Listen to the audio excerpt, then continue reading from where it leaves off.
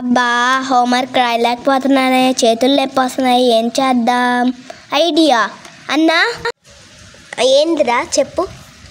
ఇప్పుడు మనం ఒక గేమ్ ఆడదామా? ఏం గేమ్ అయ్యా అదే?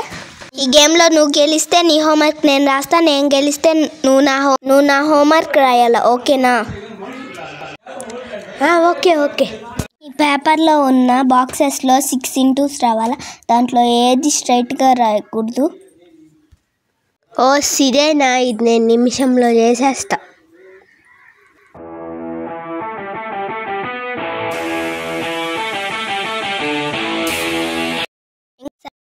సరే ఇంకో ఛాన్స్ ఇస్తా, చేస్తా. ఇదిగో చెయ్యి. సరే, ఇప్పుడన్నా ఆలోచించేయాలి, లేకపోతే వాడు హోంవర్క్ నేను రాయాల్సి వస్తుంది.